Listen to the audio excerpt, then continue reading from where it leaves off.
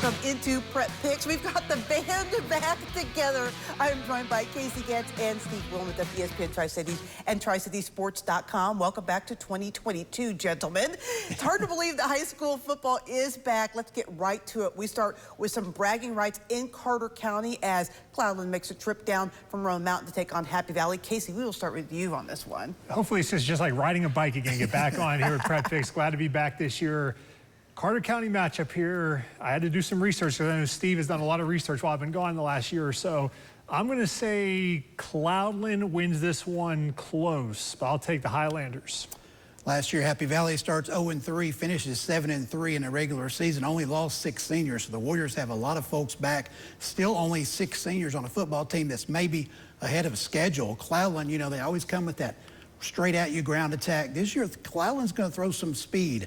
Attack the edges with that running game. Who knows? Might incorporate something called a forward pass at Roan Mountain this year. Still, Cloudland on the road this week. This was a 2-point game last year. I like Happy Valley in this one. Yeah, last year when I did my previews and I talked to Happy Valley head coach Jason Jarrett, he talked about how excited he was for this team this year. I think you're right. I think they were ahead of schedule last year. He loves the athleticism of this team, and I am going to side with Steve here. I'm going to pick Happy Valley to win this as well. Bragging rights in Greene County also on the line as two schools just about 20 minutes apart will do battle. West Greene makes a short trip to North Greene. Steve, who do you like in this one? West Greene went from 8 wins 2 years ago to nearly that amount of losses last year. Missed the playoffs. The Buffaloes are not happy about that. They go to North Greene. North Greene won 4 games last year. That was half as many as they won in the previous 5 years. The Huskies did make the playoffs. They returned their school's all-time leading rusher, but still this is a bigger school, smaller school type deal. Despite everything that went on last year, West Greene won handily. I like the Buffs likewise this season. Yeah, Steve, as you mentioned, really these two schools, yes, the records for last year for West Greene not as great, but until North Greene is more competitive in this game, it's hard to pick against West Greene. I'll take the Buffaloes as well. This is a battle of two schools kind of going in the opposite directions right now, programs, right? North Greene's really on the rise. West Greene is struggling a little bit, but it comes back to what you guys both said. Big school versus small school. I'm joining the group here. I am joining the herd, as it was, and picking the Buffalo. Volunteer was winless in 2023, and they will have a tough test out of the gate when they travel to Westridge. Casey, can the Falcons end their losing streak? I don't think they're going to end it on Friday night. Mike Castle, interim head coach for Volunteer, taking over when Jesse McMillan left right before the dead period to return to Dobbins Bennett. He's been on staff there for the last several years, so the players know him. There's some familiarity there, but certainly when they go to Westridge, a 6A school, or if Westridge comes to them, the last couple of years since Westridge has been a school, those games haven't been really competitive. I think Westridge, Trey Frazier back, big win for the Wolfpack this week.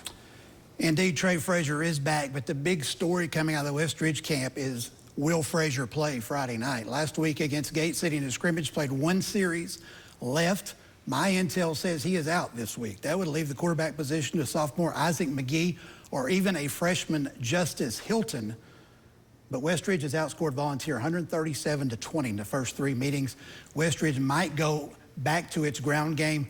Their all-state tackle, Tatum, they moved out to tight end. You might see him back inside. This is all speculation on my behalf. Maybe Frazier plays anyway, but if not, they need to go to that ground game. 3 sophomores on the offensive line. Maybe they turn back to Tatum with those new young quarterbacks and play a ground game to beat the Falcons. If you're not one of the juggernauts in this area, you go through what Volunteer is going through right now. They have a little bit of like dearth of numbers, and that gives them lack of depth in their program right now, so it's really tough. I agree that they're probably going to get a win at some time during the season. The streak will come to an end. I just don't think it's going to be this week. I'm with everybody else. I am picking Westridge. Steve, normally a matchup between a Class 2A school and a 5A school is not really that interesting, but South Greene in the past has been able to give David Crockett all they want. So how does this matchup shake out this year? Well, the Rebels beat up on the Pioneers pretty well last year, and South Greene ended the season losing 3 of its last 5 games. Injuries, lack of depth really hurt South Greene down the stretch. They do return quarterback Jacob Susong and running back Nate Rader. It's a great place to start if you're South Greene. Meanwhile, Crockett really excited about its sophomore class, but are they ready to step up and do what it takes to win a lot of football games this year? Quarterback A.J. Wynn is a sophomore. He was the team's 2nd leading tackler last season, taking over the quarterback spot. Now, they got LaMarcus Dunn out there at wideout, and I don't know a lot about football, but I saw LaMarcus on media day, and I'm getting that guy the football in as many ways as possible. South Green won this game, as we mentioned last year. They go to Crockett, who's very excited about their new stadium. I've waffled all week on this one. I'm going to stick with the Rebels. I think the Rebels have experience, and I think they're going to go get the road win to start the year. All right, Steve, we've done 4 games. We're disagreeing 2 already. We're back off to a good start here. I'm going to take David Crockett in this one. I think Coach Chanley is going to remind the returners from last year what happened again. As you mentioned, that game was not close. I think it was 35-18 was the final score. South Green put it on them last year. Maybe the entire stadium may not be ready to go yet for David Crockett week 1, but a majority of it will be. New vibes, new season. I like the Pioneers at home. You've waffled all week. Maybe we should go to the house, because I've also waffled all week on this one. I think it's tough, right? Because if Crockett is what Crockett can be, what Crockett should be, they should win this game pretty easily. But I love that quarterback running back combo at South Green. I think they're really good when they're healthy. They can compete with any running back quarterback combo in the area. I think I'm going to go this way and go with Steve and go with South Green as well. Tennessee High has a tough ask right out of the gates when they travel to Class 4A powerhouse Greenville. The Vikings were pretty good last season, but will that be enough against the Green Devils, Casey? You know, last year I actually went to watch this game in week 1 over at the Castle, and Tennessee High hung with them last year. It was very methodical by Greenville. They have a new quarterback this year. Caden Baugh, the son of Cody Baugh, who used to play Greenville, offensive coordinator now for the Green Devils. Tennessee High is breaking in a new quarterback this year. Jimmy Phipps, the starter of the last 2 years, graduated. So new quarterbacks for both sides, but Greenville with Mr. Quillen back this year, it's going to be tough to pick against Greenville. I don't think Tennessee High quite ready to match, even though they're a bigger school. I like Greenville, I think, pretty comfortably this week.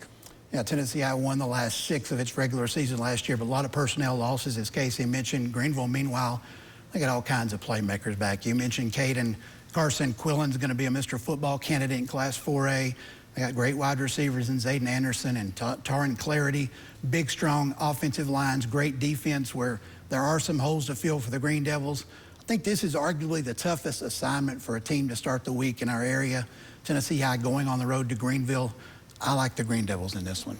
You know the old saying, if you want to be the man, you got to beat the man. And right now, Greenville is the man, so I'll make it a clean sweep and go with the Green Devils. And of course, the big game this week, Science Hill at Elizabethton. It's our Friday Night Rivals game of the week, but it's not exactly a friendly rivalry. Steve, we'll start with you.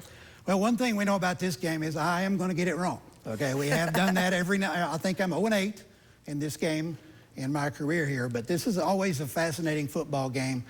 Both teams return quarterbacks. Rhett Slagle for Elizabethton. Spencer Taylor stepped in for Science Hill halfway through last season. I think that's going to pay huge dividends for him.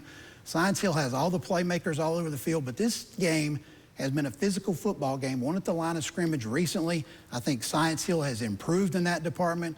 I know they're on the road. Elizabethton feel good because I'm taking the Toppers. I believe Science Hill at one point, when Stacey Carter first got to Science Hill, I think won 10 in a row over Elizabethton, but it has now gone the other way. Cyclones have won 5 of the last 6. The only time Science Hill's won in this last 6-year stretch was 2 years ago when they played at Elizabethton. They won a low-scoring defensive game. I think that's what we're going to maybe see again this year. If it's put on paper, you think Science Hill probably a better football team, bigger school.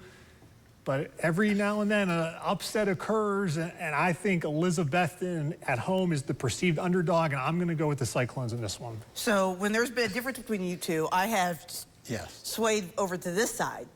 But this time I'm going this way. I'm going with Elizabethton. I just think that the kids in Elizabethton understand big games and step up, and really in big games, as good as Science Hill's been over the last several years, the big games have been the ones that have really bothered them and hurt them. And so just kind of based on that alone, I'm going to go with the Cyclones. Of course, Casey will be on the call for that game, 7 o'clock pregame, 7:30 kick off on News 5 WCYB.